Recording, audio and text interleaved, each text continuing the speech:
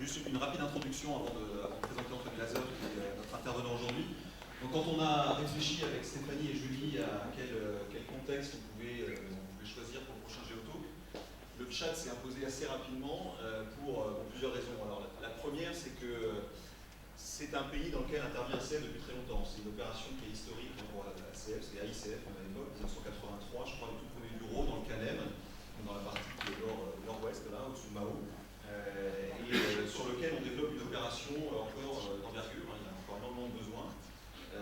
Et c'est, pour faire le lien avec le deuxième sujet qu'Anne Dominique va introduire ensuite, c'est aussi un des pays où l'agenda de la santé publique, en lien avec la nutrition, a été développé de manière assez forte depuis quelques années. Donc c'est une opération importante sur laquelle tout le mandat de l'Action contre la faim est déployé. On a des activités qui partent des centres de santé en termes de traitement, mais on sait aussi en prévention, des activités de résilience, d'accès à l'eau, même de santé animale en lien avec la résilience communautaire dans ces domaines.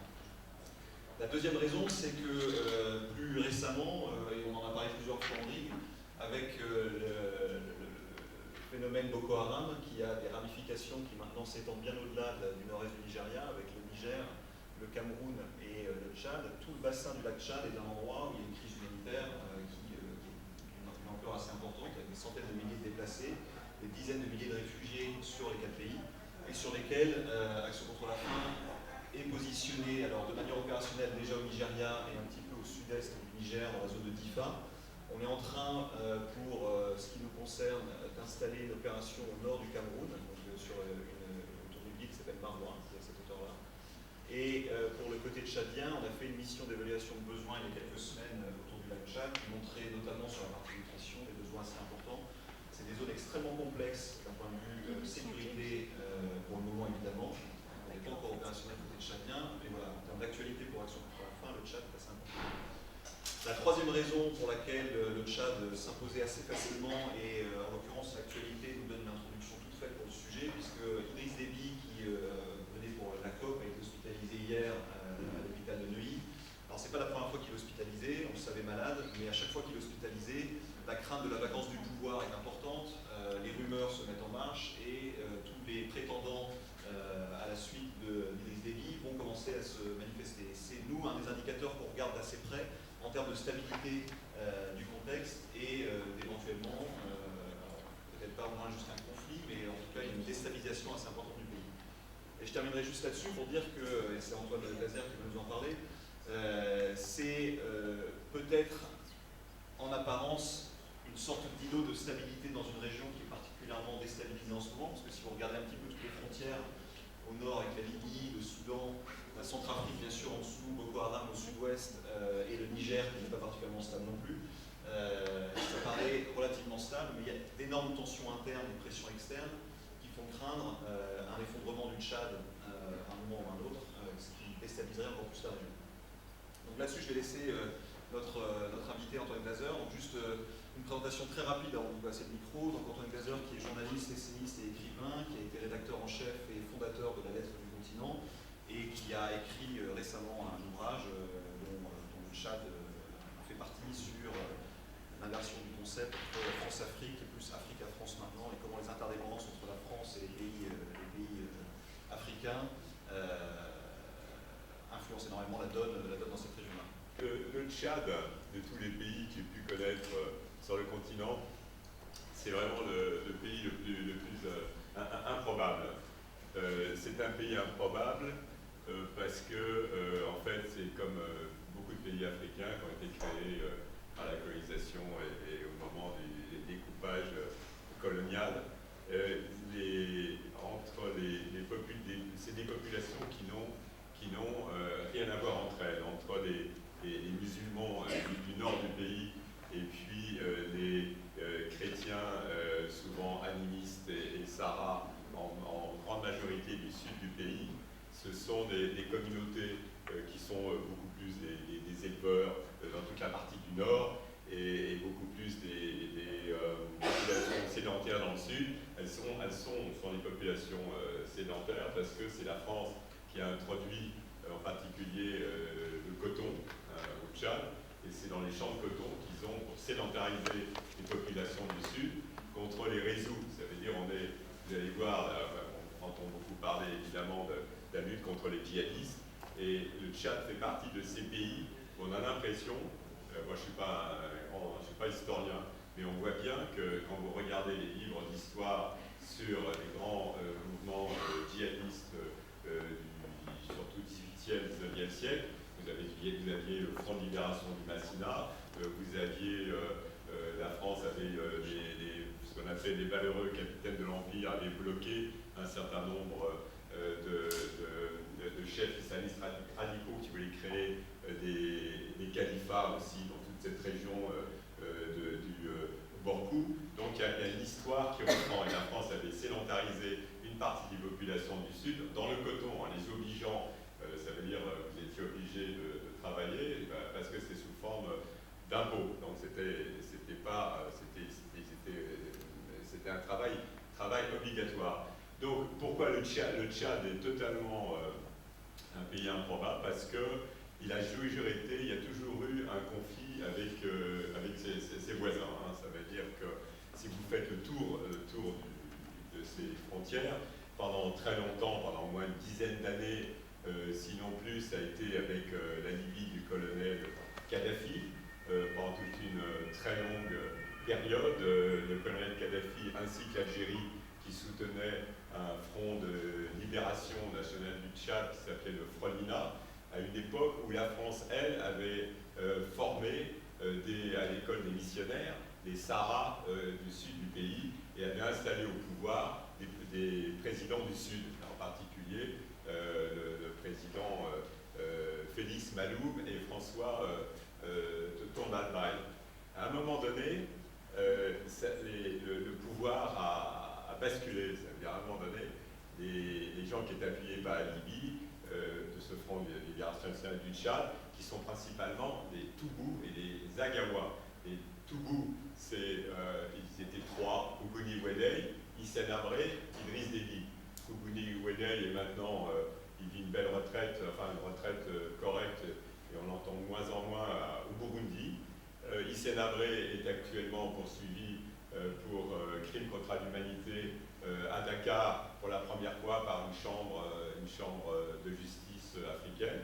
Et c'est très bien parce que les États africains sont extrêmement maintenant remontés contre la Cour pénale internationale. Donc maintenant, il y a une chambre de justice africaine, il est jugé à Dakar. Et le troisième larron, si je puis dire, qui était Idriss Déby, Zagawa, ça veut dire vers autour de Fada, vous voyez, c'est plutôt proche du Soudan, qui est arrivé aidé par l'armée française en 1990 pour renverser Hissène Habré. Donc je reviens pour expliquer l'importance des pays voisins. Ça veut dire que ce pays a toujours été, soit son personnel politique est arrivé au pouvoir, soit aidé des voisins, la Libye, soit vous avez eu pendant très longtemps, ensuite c'était les rébellions du Soudan, et puis ici là, c'est ça là. D'accord. Ouais, et en fait, par exemple, quand Idriss Déby est arrivé, qui est actuellement l'actuel président du Tchad, est arrivé soutenu par la France et la Libye, en fait. Il a descendu la frontière, il est rentré, il y a Khartoum qui est là, et puis voilà, il était accompagné jusqu'à N'Djamena. Donc les rébellions du Soudan. Ensuite, le même Idriss, on va faire le tour du Tchad, le même Idriss Déby a soutenu la France avait des problèmes avec l'ancien président Félix Potassé en Centrafrique, et la France a soutenu un coup d'État mené par Idriss Déby et François Bozizé, un ancien chef d'état-major en Centrafrique à Bangui. Ce même Bozizé qui est resté 2003-2013 et qui s'est fait renverser en 2013 par une coalition sédicale. Et ça, c'est une affaire aux affaires de Centrafrique.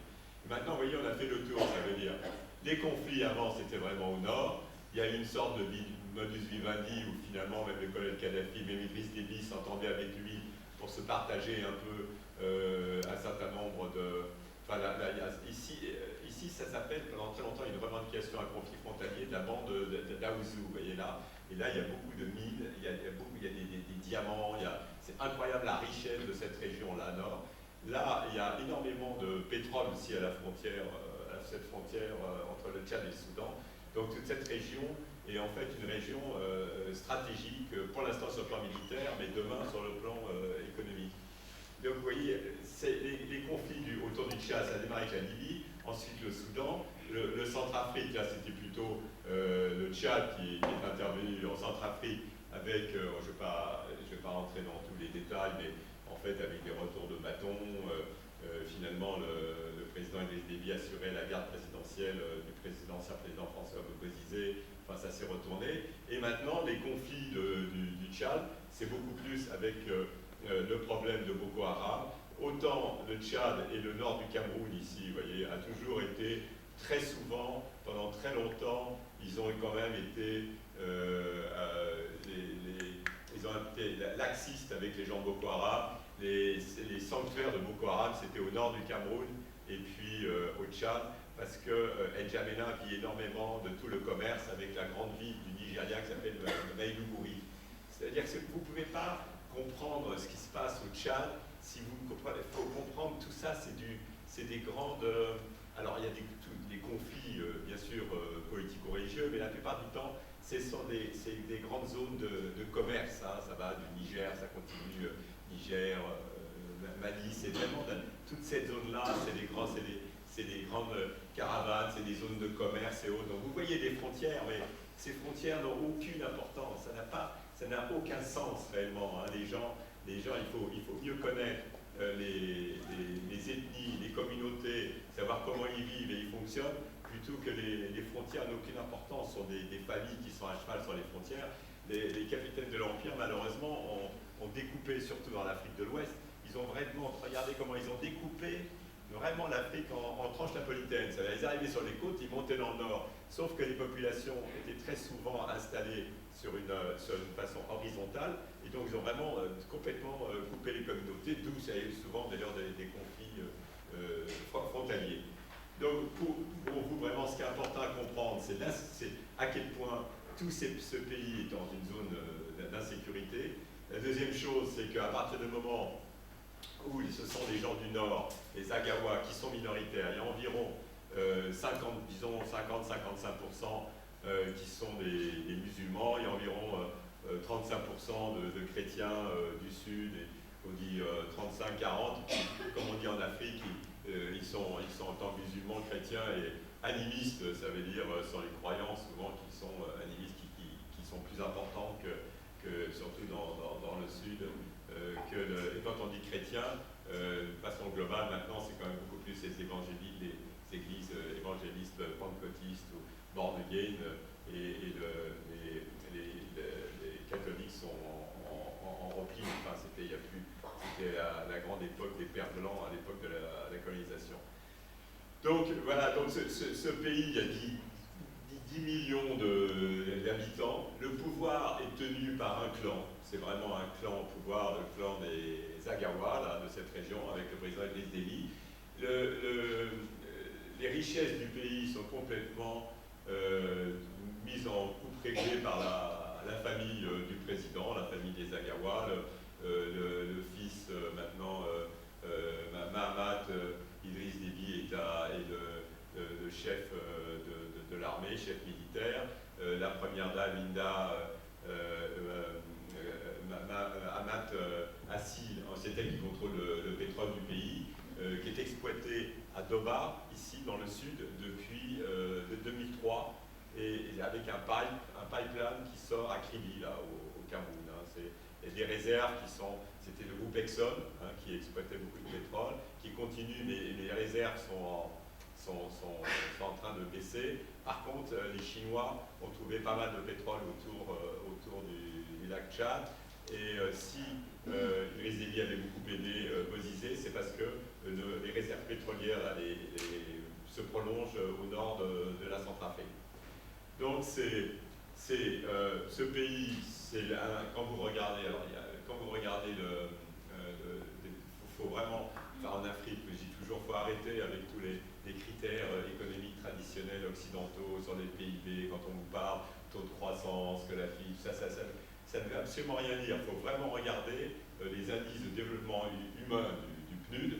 Et là, il y a un type qui a fait fortune dans le télécom qui s'appelle Mo Ibrahim, qui a aussi un index sur la gouvernance, sur la réalité de ces pays. Et le Tchad arrive toujours, sur les 54 pays de ce continent, arrive toujours entre 41 et 45e, vraiment en queue de peloton pour tout ce qui est espérance de vie, protection sociale et autres. C'est vraiment un des pays les plus pauvres du monde, les plus pauvres du continent. Donc ça veut dire que c'est un pays qui a bien sûr des richesses, qui est tenu par un clan, mais c'est vraiment un pays qui est extrêmement pauvre, très mauvaise répartition et avec très peu de perspectives pour les populations dans le sens d'une meilleure gouvernance, une meilleure gestion du pays, puisque c'était vraiment sur l'ensemble du continent africain, les chefs d'État ont appris à organiser des élections. Hein, il faut un théâtre démocratique, il peut même vous monter des cours des comptes, etc., pour faire plaisir. C'était un président, André Kolimba de Centrafrique, qui disait en langue, en sango, il disait toujours à la radio, il disait mes chers concitoyens, là, les blancs, ils veulent qu'on leur fasse des élections pour avoir l'argent, on va leur faire des élections. Donc ils font les élections, mais ça n'a pas de sens, il faut faire plaisir. Ils font les élections, ils s'organisent, tout ça, parce que vous avez des grands pays qui apportent de l'aide comme les États-Unis, ou ils peuvent pas, ou même les Allemands aussi, s'il n'y a pas de constitution, s'ils ne respectent pas la constitution, leur congrès, leur parlement ne les autorise pas à donner de l'argent. Donc on est dans un univers, en fait, qui est la difficulté, enfin je trouve pour vous, c'est la connaissance en profondeur, c'est-à-dire vous allez lire des milliers de choses, mais en fait c'est totalement, ce sont des pays assez opaques. Si vous ne faites pas l'effort de comprendre qu'est-ce qui se passe derrière, ça veut dire vous avez une façade avec des institutionnels, avec des semblants démocratiques et tout, mais qui est ce que moi j'appelle toujours l'Afrique de jour, mais l'Afrique de nuit, c'est celle qu'il faut réussir à comprendre. La façon dont ça se passe, et très souvent, c'est à travers finalement les populations, savoir qui est qui et qui fait quoi et comment les gens se situent les uns par rapport aux autres. C'est bien plus important que tout ce qui est d'une façon, tout ce qui est institutionnel n'a pas d'existence réelle. Je veux dire, ce qui est important de savoir qui est le décideur, qui a la véritable influence. La plupart du temps, vous retombez sur un membre de la famille ou un membre du clan, et les titres dans ces pays ne comptent absolument pas. Le ministre, les titres officiels ne comptent absolument pas. Au niveau politique, le président Idriss Déby, comme on lui en a dit au départ et actuellement, mais il avait une cirrhose du foie pendant des années et des années, et donc moi, je sais pas, à chaque fois qu'il vient à Paris, il va à l'hôpital américain de Neuilly faire un check-up et autres. Donc comme là, il vient pour la COP 21 du 30 novembre, il a dû venir faire un check-up. Ça ne veut pas dire qu'il soit forcément mourant, mais il y a des grandes chances que il n'y a pas au niveau politique dans ce pays,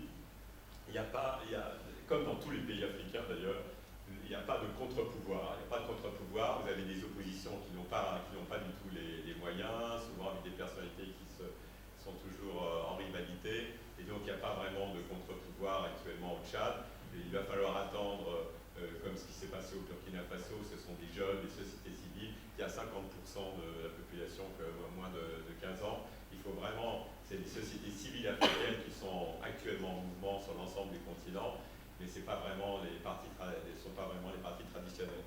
Donc un pays comme le Tchad, il n'y a pas de vie démocratique, il n'y a pas réellement de semblant de vie démocratique et autres, mais dès qu'il y a un journaliste qui va un peu trop loin, il tape immédiatement sur le doigt.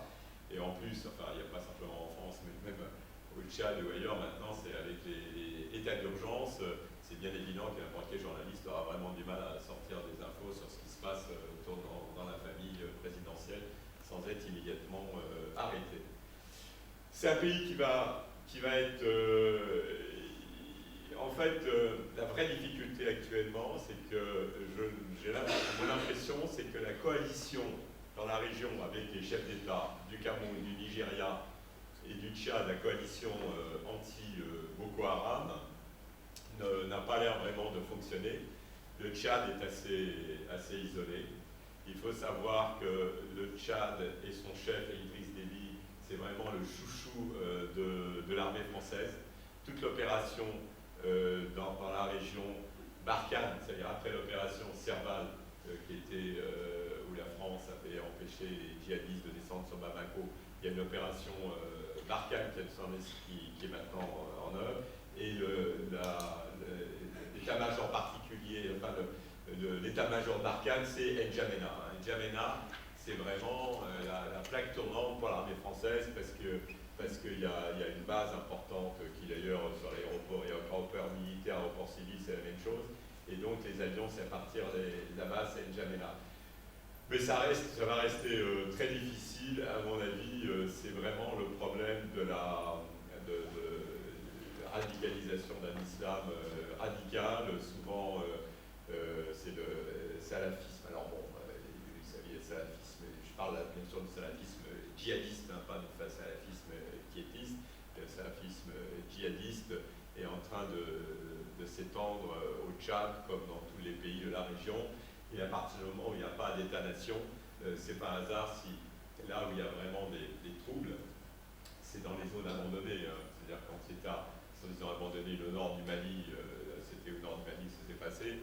Le nord de la Centrafrique a été les zones en déshérence, c'est au nord de la Centrafrique. Le nord du Cameroun, le président Paul Biya, qui est un chrétien du Sud, avait subi une tentative de coup d'État en 84 de nordistes musulmans. Du coup, il avait abandonné complètement le nord du Cameroun, là où s'est installé ensuite Boko Haram à partir du Nigeria. Donc on voit que le grand problème au Tchad, comme dans tous les pays voisins, c'est les zones en déshérence, les zones qui sont abandonnées et où, alors à ce moment-là, à travers tout un système d'associations wahhabites ou autres, les gens vivent leur vie avec en dehors totalement de l'État qui s'occupe plus d'eux. Voilà, mais c'est un pays en même temps qui est vraiment, qui est un pays en même temps, c'est toujours pareil, qui est absolument extraordinaire avec des populations. Mais certains d'entre vous, j'imagine que vous allez aller au Tchad, vous verrez, c'est vraiment, vous avez deux pays, hein, vous avez voilà, le pays du sud avec les champs de coton et autres, et puis le nord, c'est deux tiers du nord, là, c'est une zone totalement désertique. Hein. Le 2 tiers du pays, c'est totalement désertique, et en fait, l'armée française bénéficie de la capacité, comme des gens comme Idriss Déby, ils ont pendant toute une période eux-mêmes lutté, quand c'était le Front de Libération Nationale du Tchad, Frolina, quand ils ont lutté contre la France, après contre la Libye, enfin c'est une longue histoire, ils sont extrêmement, les seuls troupes vraiment aguerris. Je me souviens du voyage, par exemple, c'est étonnant de voir quand Nicolas Sarkozy, il était venu en février de 2008, une visite officielle à N'Djamena. Quand on arrive, j'étais il y avait un avion de presse, et quand on était arrivé, il y avait des confrères qui étaient complètement affolés parce qu'ils avaient l'impression que les rebelles étaient en ville, parce qu'en fait on voyait que des mecs avec des turbans, avec des lunettes, avec des miroirs, et en fait c'était la garde présidentielle d'Idriss Déby, mais qui est encore la garde rebelle, quoi. Etc. Donc faut à chaque fois, il faut quand même essayer de comprendre les ressorts politiques, économiques, comment ça fonctionne avec des populations qui participent absolument pas ni à la vie politique et en marge de la vie économique. Et on se dit toujours, heureusement qu'en Afrique, il y a des solidarités familiales, claniques, le secteur informel, qui sont souvent décriés par des organismes internationaux, mais c'est ça qui fait qu'il n'y a pas d'exclusion sociale dans des capitales comme Lagos. Il y a 20 millions d'habitants à Lagos. Au Nigeria, il faut savoir, parce que ce ne sont pas simplement des mots. Le continent africain, niveau démographie, vont passer de 1 à 2 milliards d'habitants. 2 milliards d'habitants. Un pays comme le Nigeria, là à côté, ils vont passer de 180 millions à 400 millions, d'habitants. Il y aura plus d'habitants, il y aura plus de Nigérians sur Terre que d'Américains. Et en 2100, il y aura environ 4,1 milliard d'Africains pour 10 ou 11 milliards. Donc ça change tout ici, c'est le vieux monde. Hein. C'est le nouveau monde, il va être là. Ce qu'on voit, c'est là où les choses vont se passer.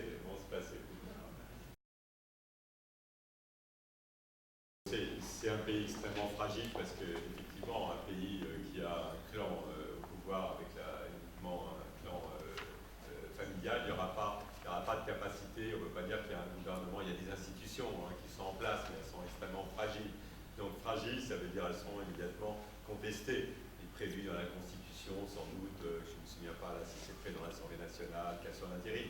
Mais ça reste très fragile à partir du moment où, encore une fois, on est en double détente. Donc, il y a des clans au sein des Agawa, des Adjara, il y a plusieurs clans, les Toubou aussi, qui sont les Toubou des anciens de Hissène Habré qui sont actuellement en Libye, au sud de la Libye, vont essayer, et ça va être un enjeu aussi pour prendre le pouvoir.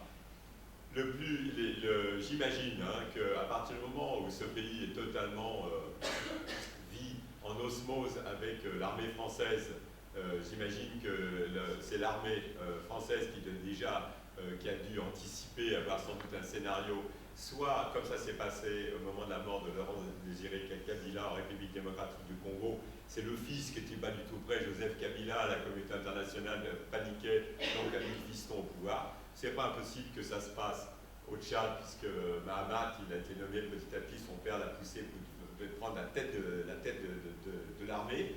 Soit il y a, je ne vois pas autre chose qu'un militaire, j'imagine. Je ne vois pas tellement une personnalité de la société civile ou autre arriver au pouvoir dans les conditions actuelles. Ça forcément dans une certaine période un autre militaire et vraisemblablement dans une certaine période Zagawa, parce que l'opposition, les autres clans ne sont pas du tout, personne ne sont pas du tout organisés. C'est très verrouillé. Je ne vois pas autre chose que le fils ou quelqu'un d'autre de l'armée, et je ne vois pas quelqu'un d'autre que le clan qui est au pouvoir. Évidemment, l'idéal, ça serait une succession avec un changement, une possibilité avec des élections libres et démocratiques, mais franchement, on ne peut pas rêver. Voilà, 2016, mais ce sont des pures formalités quand on voit, là, même au cours de cette année, que ce soit au Togo avec Fornia 5B, que ce soit Alassane Ouattara en Côte d'Ivoire, il y a une telle de présidents sortant à tous les moyens de l'État, sans parler de fortune personnelle. L'opposition, il n'y a pas suffisamment pour l'opposition de contre-pouvoir et autres, donc c'est extrêmement compliqué. Donc là, on voit bien dans tous les pays, là, il y a ceux qui sont, comme Idriss Déby, qui ont changé la Constitution, je crois que c'était en 2005, pour pouvoir se représenter autant de temps qu'il le faudra. Et puis, il y a un certain nombre de pays, comme la République démocratique du Congo, le Rwanda, où ils sont en train de changer, faire passer par des référendums, ils font appel au peuple qui les autorise à changer leur Constitution. Et ceux qui sont au pouvoir, c'est assez verrouillé. Et là où il y a eu un vrai changement cette année, en 2015, c'est vraiment le Burkina Faso avec Blaise Compaoré, s'est bousculé par ces jeunes, par la rue. Il a sous-estimé, il s'était enfermé avec son clan au pouvoir, avec son frère François Compaoré, avec la belle-sœur. Et c'est comme nos révolutions ici. Hein. Ça veut dire qu'il y a une partie de la bourgeoisie du Burkina Faso qui en avait marre de voir que le clan de Compaoré verrouillait tous les marchés d'État. Et à mon avis, bien sûr, ce sont les jeunes qui ont fait le boulot, mais derrière, il y avait une partie de la bourgeoisie qui en avait marre de ne plus avoir accès au marché d'État. Hein. Donc, elle a soutenu une partie de l'armée, une partie des jeunes. Mais le Burkina Faso, c'est un pays pauvre, avec des gens qui sont, enfin, du pays de Sankara et autres. Donc, il y a un débat démocratique au Burkina Faso et qui est réel depuis très longtemps, qu'il n'y a absolument pas dans un pays comme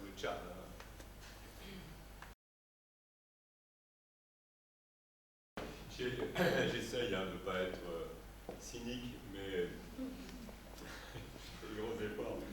Mais j'ai toujours beaucoup d'admiration pour ces chefs d'État. Ils savent instrumentaliser, manipuler tout ce qui peut évidemment les conforter. Donc vous avez le président Ali Bongo qui est à la tête du Gabon, qui est le deuxième poumon vert de l'humanité après l'Amazonie. Donc lui, il va jouer là-dessus. Il va venir ici, il va dire m'emmerdez pas sur mes biens mal acquis et ce que j'ai acheté à Paris, mais en échange, moi je vous soutiens pour la COP 21. Donc c'est comme ça. Idriss Déby, d'une façon très intelligente, il a financé, il y a un rapport, si vous tapez M. Zerine de l'AFD, sur la commission du bassin du lac Tchad, avec tous les enjeux hydrauliques, enfin avec le petit bassin, le grand bassin, là, avec tous les enjeux hydrauliques, tous les enjeux, parce que il y a le lac Tchad et la réduction de la superficie du lac Tchad, donc il y a des enjeux extrêmement importants, et c'est vrai que ça paraît plus toujours la préoccupation du Nord que la préoccupation de chef d'État dont la seule souci est de se maintenir au pouvoir. Donc eux, ils voient beaucoup plus ça comme un levier d'influence, donc lui, il a financé, il a payé à l'AFD avec un groupe aussi, un mec de Émile Mallet de Passage, c'est un très beau rapport avec des géographes, des trucs, des mecs d'IRD, de Grète et tout, ils ont fait toute une étude comme ça, et financé, et j'étais surpris de voir que c'était pas la France, c'était vraiment lui qui finançait ça, donc chacun va arriver avec son truc pour être assis à côté du grand chef blanc. Vous voyez, moi je suis là. Ça, mais franchement, c'est.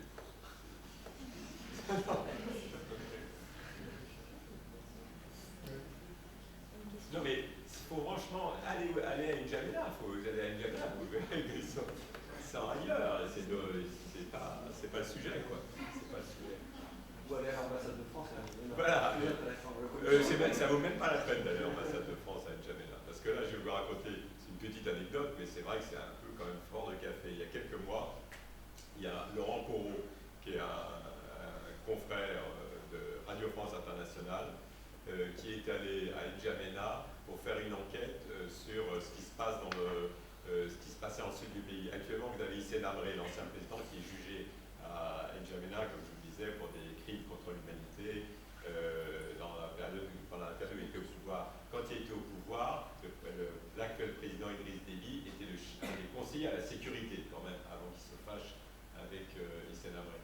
Et ce confrère a essayé d'aller faire une enquête sur, il y a un truc qui s'appelle la DDS, qui était la sécurité des services tchadiens. Il a essayé de faire une enquête dans le sud du pays sur quelle avait été l'attitude d'Idriss Déby et tout.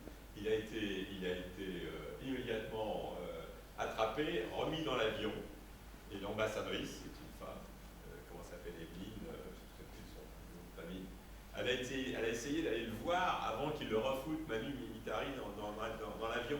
Elle n'a pas réussi, ils l'ont écarté, elle n'a pas réussi, elle était ambassadrice de France. Comment on trouve ambassadeur? Je pense que si ça avait été peut-être un officier français, ça aurait peut-être été différent. Mais les diplomates au Tchad n'ont pas vraiment la parole. En 2008, souvent, quand il y a deux sortes d'opposition. Il y a l'opposition armée et l'opposition de la société civile ou la position politique traditionnelle. L'opposition armée, en 2008, c'était les groupes de rebelles armés. Et en fait, c'était souvent des cousins, même il y a son ancien directeur de cabinet qui s'appelle Erdini, on disait les frères Erdini. C'est eux qui sont allés au Soudan, qui n'étaient pas contents, c'était une lutte pour le pouvoir au sein même de la famille, les Agawa. Et donc les rebelles sont arrivés à N'Djamena en février 2008. C'est vrai que c'était les groupes armés. Et Idriss Déby, enfin on ne sait pas si c'est lui à l'accuser lui, mais en tout cas, le principal opposant, il y avait un mec qui était vraiment super, c'était Ibni Mahamat Saleh, qui était un international socialiste et qui a disparu.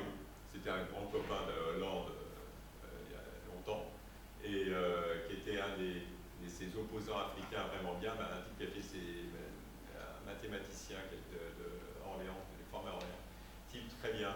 Et donc les types qui étaient vraiment capables de jouer un rôle sur le plan de l'opposition traditionnelle, il a disparu, et ce qui reste, en fait, moi je compte beaucoup dans ce pays sur la société civile, comme au Burkina et autres. Je ne me souviens plus du nom, on en parlait ce matin, il y a une avocate, il y a des syndicalistes et autres qui sont vraiment bien, et à mon avis ça viendra surtout des mobilisations de la société civile à un moment donné, et puis parfois des grèves et tout, et N'Djamena, ça viendra plus, comme au Burkina Faso, je crois beaucoup plus que de personnalités politiques qui sont soit récupérées par le pouvoir, soit qui disparaissent, comme ce fameux Ibn Mamad Saleh. Mais il y a un procès à Paris, sa famille a un procès, etc., qui se poursuit. Là. Il y a 2 députés, c'est Corse, qui continue à suivre ça avec sa famille. Mais Hollande, il est emmerdé avec ça, parce qu'à chaque fois qu'il y a des conférences de presse, on lui ressort qu'est-ce qui est devenu Ibn Mamad Saleh. Surtout qu'Ibn Mamad Saleh, il était au premier rang quand François Hollande avait été élu premier secrétaire du Parti Socialiste je sais plus, en 86 ou autre à Brest. Il y avait Ibn Mamad Saleh, Mahamadou Issoufou, qui est l'actuel président du Niger, Alpha Condé, qui est le président de Guinée, et puis Laurent Gbagbo, qui est à la Cour pénale internationale. Alors, le concept Afrique-France, moi j'ai suivi pendant depuis longtemps, Kalakala, comme on dit au Gabon, la France en Afrique, ça veut dire la France, en toute la période de la guerre froide, qui cooptait les présidents africains, qui les installait au pouvoir, qui leur faisait signer des accords secrets en disant on vous maintient au pouvoir, etc. En échange, vous donnez vos matières premières stratégiques. À l'époque, c'était le pétrole et l'uranium. Comme la France était fait virer de l'Algérie, on avait trouvé du pétrole ailleurs, et on avait trouvé dans le golfe de Guinée, Gabon, Congo, et dans toute cette partie-là. Elle a essayé de faire la guerre du Biafra pour récupérer aussi une partie qui appartenait aux Anglais. Et donc, voilà, donc c'était un deal, et là c'était vraiment la France-Afrique à l'ancienne, ça veut dire un deal des présidents cooptés, souvent qui avaient été, certains d'entre eux croyaient réellement à une communauté de destin entre la France et l'Afrique. Hein. Il y a la France-Afrique, le côté vertueux, puis la France-Afrique des valises et des mallettes. Et petit à petit, après la chute du mur de Berlin, c'était plus du tout l'État France-Afrique avec des présidents qui avaient été ministres. Je ne sais pas souvent été ministre, comme Moufouet-Boigny était ministre de la Santé et du gouvernement en France, Léopold Sédar Senghor aussi. Donc c'était vraiment des gens qui étaient, c'était vraiment France-Afrique, ils avaient 2 cultures, ils étaient dans cette univers-là.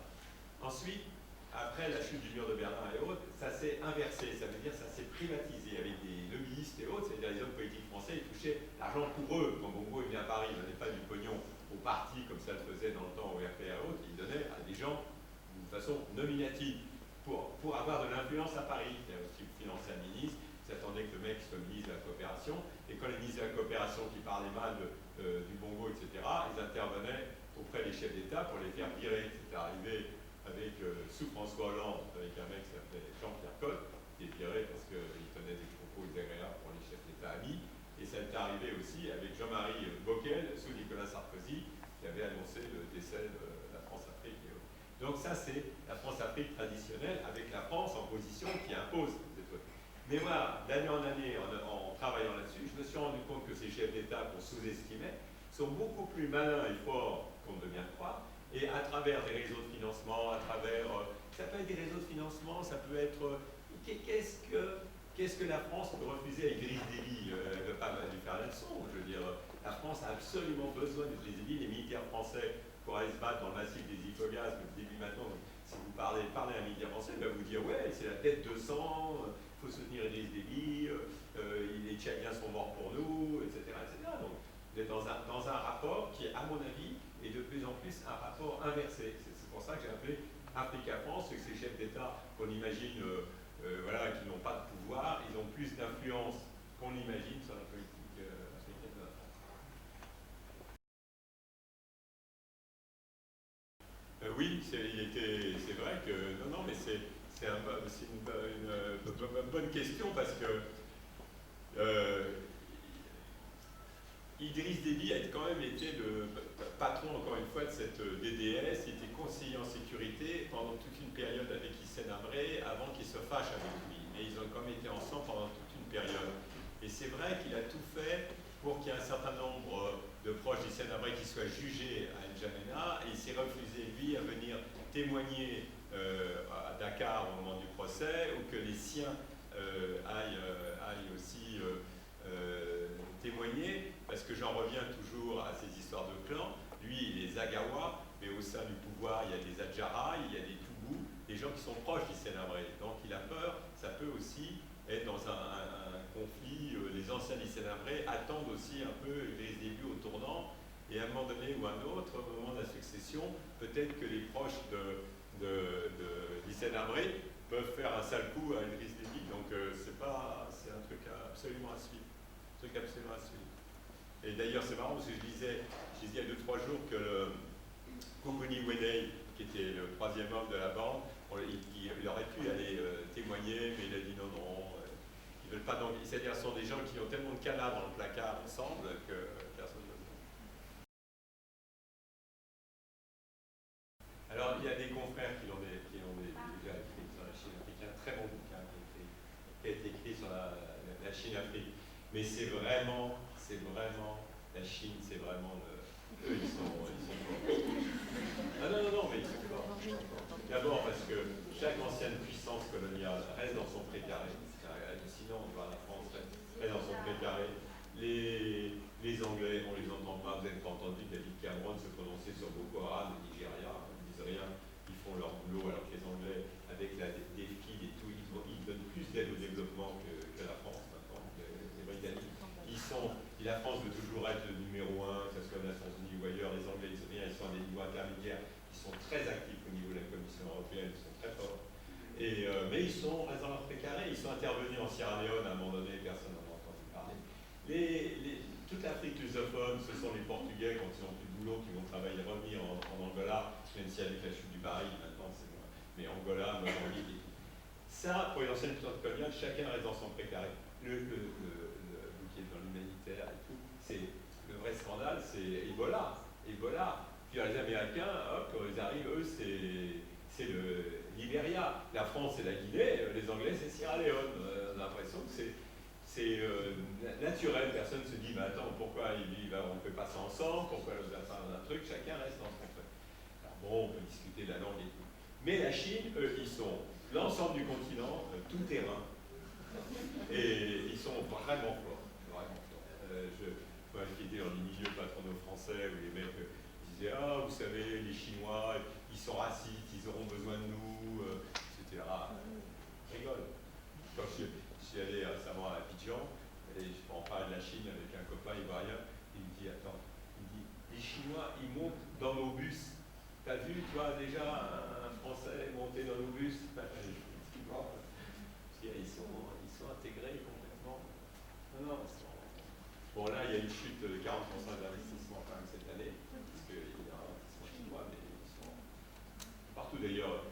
Les entreprises françaises, souvent, ils se plaignent, mais ils ont quand même les miettes, parce qu'ils ont les Chinois, ils ont réactivé des grands projets miniers. D'ailleurs, CFAO, tout le monde s'imagine CFAO, c'était un des premiers comptoirs français, ça a été repris par Toyota. Mais ils vendent quand même des voitures, ils vendent quand même des trucs derrière. Mais il y a un seul chiffre, la Côte d'Ivoire. Côte d'Ivoire, c'est vraiment le village gaulois. Il y avait les tartes aux fraises à température comme à Paris pendant des années.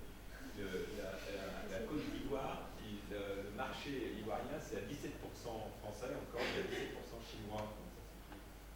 Alors avec, en plus, Alassane Ouattara, que la France a installé, a aidé avec licorne à installer au pouvoir contre Laurent Gbagbo.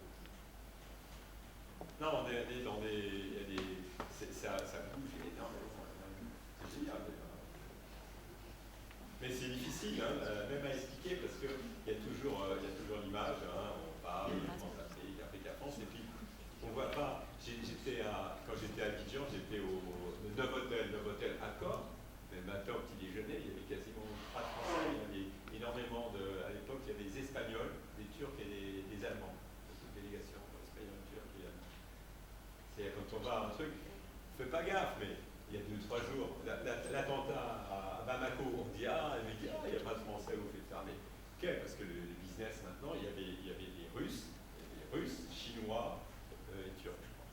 Voilà. Hein?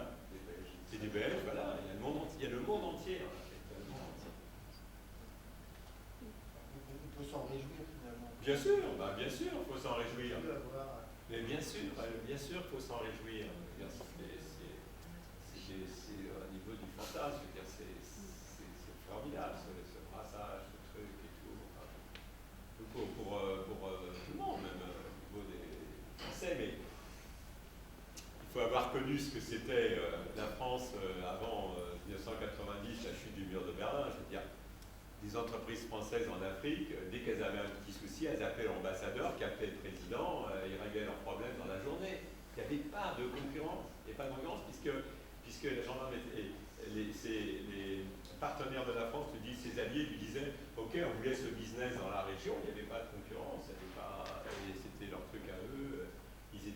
La France, pays comme le Gabon, les parts de marché de la France étaient entre 50 et 60%. C'était hallucinant avec des groupes, avec des gens qui sont implantés. Et les enfants, leurs enfants par contre ont été aux États-Unis ou ailleurs et tout, donc les communautés françaises qui ont fait toute leur vie, ceux qui ont fait toute leur vie dans ces pays, c'était à Abidjan, les mecs étaient chez eux, quoi. Les étrangers, les autres, les étrangers, les Français.